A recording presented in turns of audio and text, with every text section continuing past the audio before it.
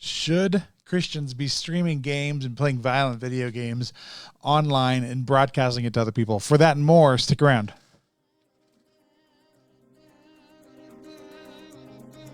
You're listening to the Paul Procise Podcast.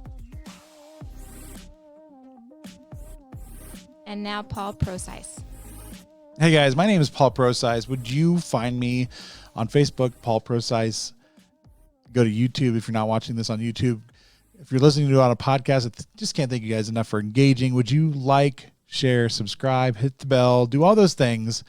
I can't thank you guys enough for all the encouragement and all the things that I'm receiving back. And I told you guys that I would talk about other topics than just politics, and that's what I'm doing today. So for those of you who don't know, some of the things that I've done in the past is some video game streaming. And so I did that, and I did that at an actually pretty decent level. Now you can argue that I was on the proper platform, and that's fine. We can have that discussion, but I made partner on what is now defunct platform, but it was called Mixer.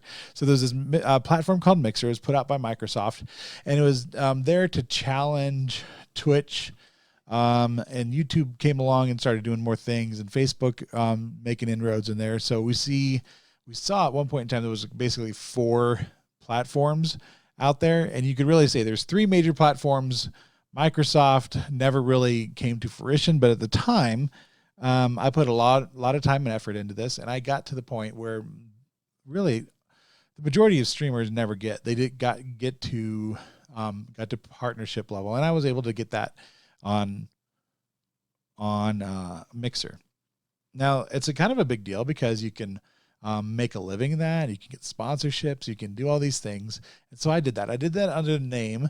Initially it was Tiny_77. So I'd always been some version of Tiny online. I go by Tiny Paul with my streaming stuff, and I still stream. You can find me. Links in the chat. Tiny Paul TV on Facebook and Tiny Paul on Twitch. So I just still do stream, and I've done a lot of things. So initially I started out streaming really just PUBG. So for those of you that don't know what PUBG is, it's a shooter. You drop in from an airplane, you drop in on a map, and you try to find your loot, your guns and things, and you go around and you try to eliminate all of your opponents until you win. You're the last person surviving on the island.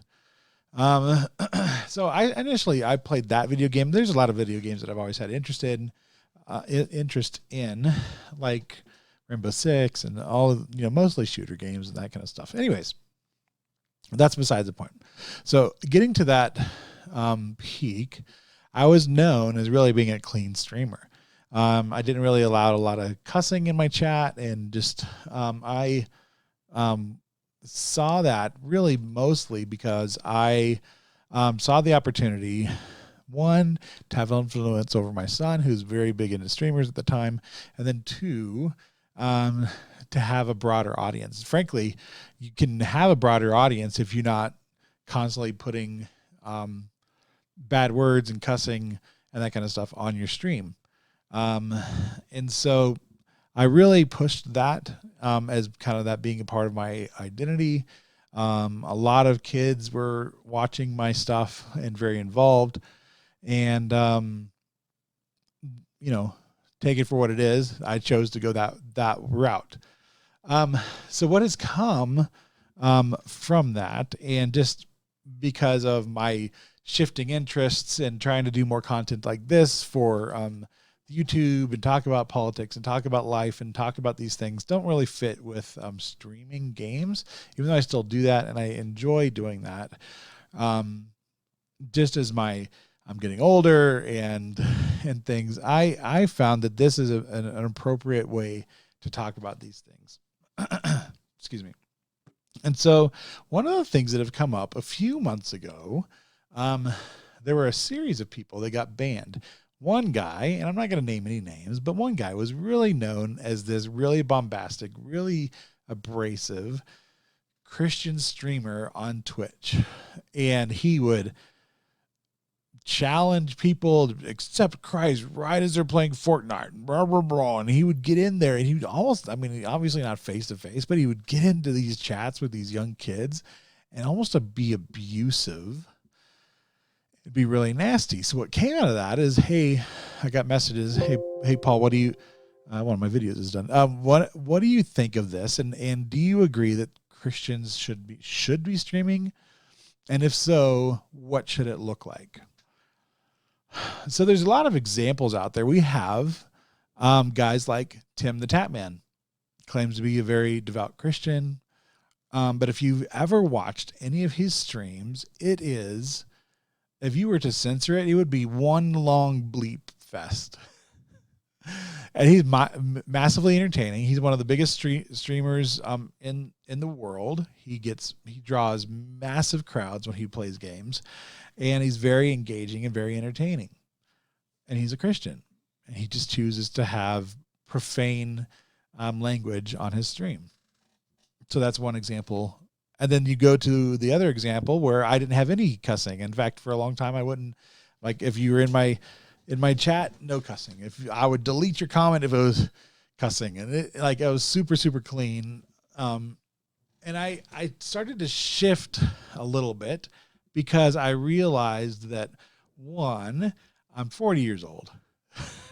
Like, if I have kids coming in and watching me, that's fine. But my audience, to be honest, is for more mature people. I mean, kids aren't coming in to watch me because they think I'm one of them, obviously. So most of the time, people that were coming in were identifying more with me and my dry sense of humor and engaging with that kind of stuff. And so I would say that there's kind of that, those are the two routes that a lot of people choose to take. And then there's a third route that is like overly Christian. And I would personally identify that as like the Chiclet Man from Dallas or Houston. I mean, like the Joel Osteen of streamers. Everything is great. Everything is wonderful. Oh, praise Jesus. And that's not who I am. That's not who I'm ever going to be. And I don't think that it's necessarily a bad thing if you want to present yourself in that way. But if you're playing like a Call of Duty and they're dropping F-bombs in the game itself, then you go in and blowing somebody's head off. Literally, there's like animation in there that like shoots the guy's head off or arms. I'm just saying, are you really representing yourself well when you say that? Are you really representing your faith well when you say that? And so I really have had a lot of thought in this, and my personal opinion is that all of them are acceptable. All of them are fine. But how do you bring faith in it in an appropriate way? Generally speaking, the way that I've approached it is if somebody comes in and says, "Hey, are you Christian?" I'm like, yeah, I'm a Christian. Because it does happen. It's weird. People will come in, and I think they're trying to antagonize people, or just like they have got something on their copy and paste clipboard, and they're ready to spam somebody John 3:16 if they say no. I've seen that happen, which is just ridiculous. I think that's a very toxic way of going about doing stuff, but we see that from time to time. So if an opportunity presents itself, if somebody asks me a question, I'm always willing to answer for it. But I don't pretend that my gaming is anything my game streaming is not church. I'm playing video games. Most of them are frankly very violent. And I find that to be an odd place to just sit there and talk about, hey, what's your favorite verse of the Bible? I just find that to be an awkward conversation. And frankly, so what I would do is I would have offline conversations. If people want to talk about that, I'm absolutely happy to have those conversations with you on the gaming. And so they would jump in my Discord. I may have a conversation after hours, and just we can talk about those things, or we'll type in chat in Discord and have a Discord conversation. Those are all the things that I personally would go about it. And frankly, if I find people that are more that way, then I would do that. Then there's another branch that people like identify themselves as this, but don't represent anything. But in fact, almost make a mockery of those things. So they identify themselves as being a pastor or being whatever, and it's really just almost a mockery of. They're a caricature of a Christian, from my perspective. They don't do, and that's what this guy was doing. He was this pastor. He dresses in a suit. He goes in, he plays Fortnite, and he's got all these kids, and he yells at them, "Do you accept Jesus? Do you accept Jesus as your personal Lord and Savior?" And I think that, I mean, that's really kind of, you get this like Peanuts parent teacher effect. Like that's what I think these kids are hearing, especially when somebody's so aggressive. And I don't think it's loving. I think it's hate filled. Like, he's got hate in his heart for anybody that doesn't believe the way he is. And frankly, I see that as a comparison. If I can talk about the political thing, like Antifa, like, if you don't agree with us, I'm going to hit you over the head with a baton, or I'm going to punch you in the face, or I'm going to, because you don't agree with my woke agenda. You see what those two very, very similar types of personalities, that they are the most right, and I'm going to shame you into believing the way that I believe.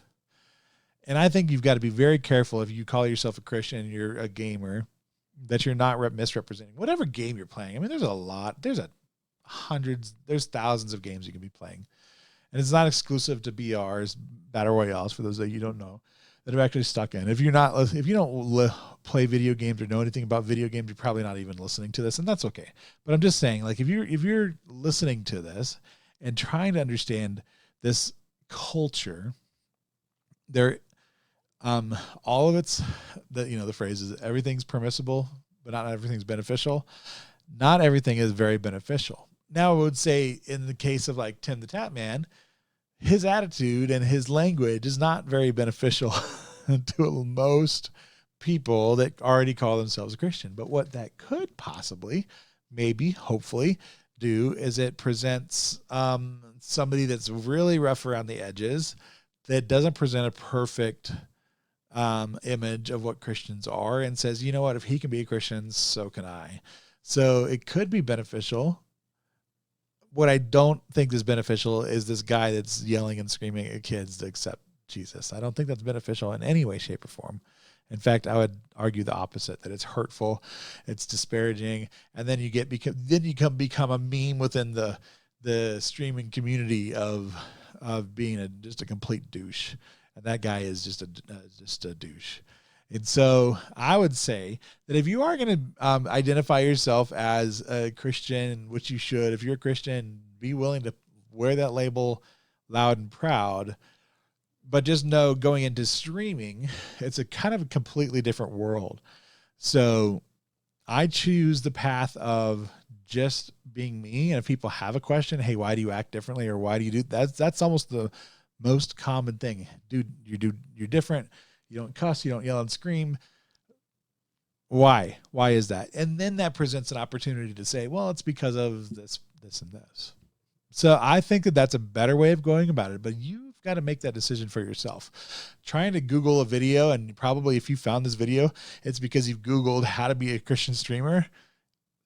That's fine, and that's good. And I hope that you are listening to the things that I'm saying. But the reality is, you've got to make these decisions for yourself and try to figure out what one. And I would urge you to not be the douche and become more of the gentle, take it as they come, just be you. That's the biggest thing I can say.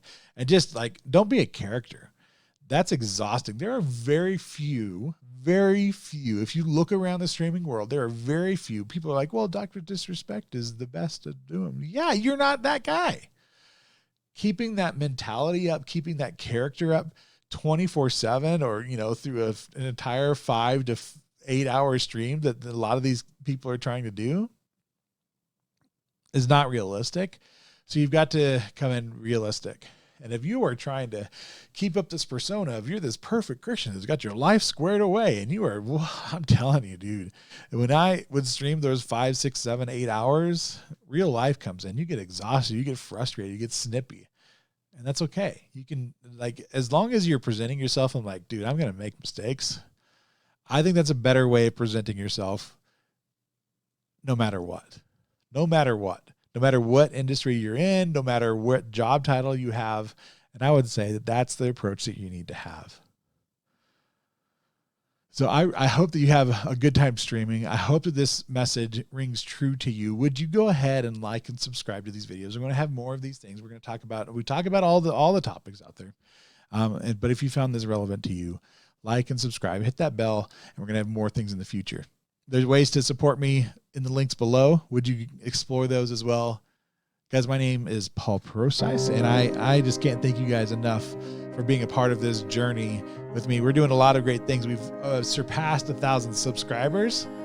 We're trying to get our 240,000 minutes of watch time, or 4,000 hours basically of watch time on YouTube, so we can get monetized. So if you are able to share this video, I need to get this out to as many people as possible.